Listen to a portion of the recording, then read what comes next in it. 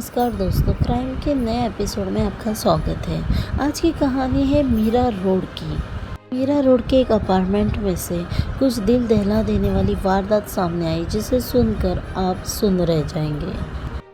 इस अपार्टमेंट में से 704 नंबर के फ्लैट में से बहुत ही बदबू आ रही थी। इस तरह की बदबू मानो जैसे कोई चूहा या जानवर मर के पड़ा हो और उसकी बदबू पूरे इलाके में फैल रही हो।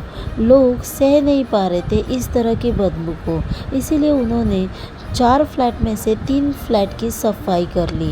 पूरी अच्छी तरह से सफाई करने के बावजूद भी बदबू जो है वो बढ़ती ही जा रही थी। इसीलिए सोसाइटी में सब ने मीटिंग की और पूछा कि आखिर बदबू आ कहाँ से रही है। तभी पता चला कि 704 नंबर के फ्लैट में से काफ़ी तेज़ बदबू आ रही है। 704 नंबर के फ्लैट में मनोज नाम का एक शख्स रहता था। सोसाइटी के लोगों ने मनोज से पूछने पर मनोज टालने लगा और उनके बातों का कोई जवाब ना देते हुए ये बदबू यहाँ से नहीं आ रही है ऐसा उसने कहा। यही वो बात थी जिससे सोसाइटी वाले लोगों के दिमाग में शक पैदा हुआ और उनको लगा कोई ना कोई गड़बड़ ज़रूर है। इस वजह से उन्होंने तुरंत पुलिस को फ़ोन किया। पुलिस आने के बाद उन्होंने जैसे ही घर में एंटर किया, घर में एंटर करने के बाद जो सामने दिखा वो काफ़ी हैरान कर देने वाला था। घर की तलाशी लेते समय जब पुलिस किचन में गए, किचन में जो नज़ारा उन्होंने देखा वो हक्के बक्के रह गए, क्योंकि नज़ारा कुछ इस तरह का था कि किचन में हर तरफ खून फैला हुआ था। किसी आरी से किसी की बॉडी काटी गई थी और कई सारे टुकड़े किए गए थे। हर तरफ खून ही खून था। आज तक आपने हर जगह पे जानवरों के मांस के टुकड़े देखे होंगे, कभी चिकन तो कभी बकरा, पर यहाँ पर इंसान के बॉडी के कई सारे टुकड़े किए गए थे।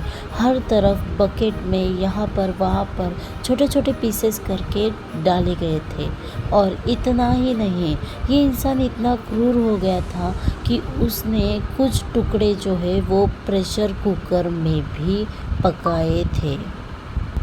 अभी ये बात सोचने पे मजबूर कर देती है कि कोई इंसान इस तरह की हरकत कैसे कर सकता है।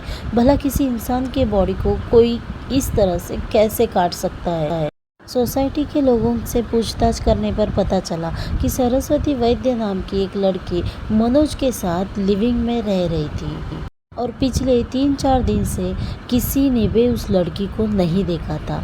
तो आखिर कहाँ गई थी सरस्वती? क्या वो जो इंसानी टुकड़े थे वो सरस्वती के ही थे? आखिर पुलिस ने मनोज को पकड़ लिया और मनोज से पूछताछ करने पर पता चला कि वो जो मांस के टुकड़े थे वो सरस्वती के ही थे। पर ऐसा क्या हुआ होगा कि इंसान इतनी क्रूरता से अपने ही लिविंग पार्टनर को मार डालेगा? तो आइए हम आपको बताते हैं कि सरस्वती के साथ फाइनेंशियल कंडीशन पर लेके हमेशा बहस होती थी मनोज की, और सरस्वती मनोज पर शक भी करती थी। इसी के चलते मनोज ने इस बड़े षड्यंत्र को अंजाम दिया था। जी हाँ, पैसों की तंगी के कारण दोनों में अक्सर झगड़े हुआ करते थे। इन्हीं झगड़ों के चलते मनोज ने इस वारदात को अंजाम दिया था। क्राइम के ऐसे ही नए नए एपिसोड के लिए चैनल को सब्सक्राइब करें।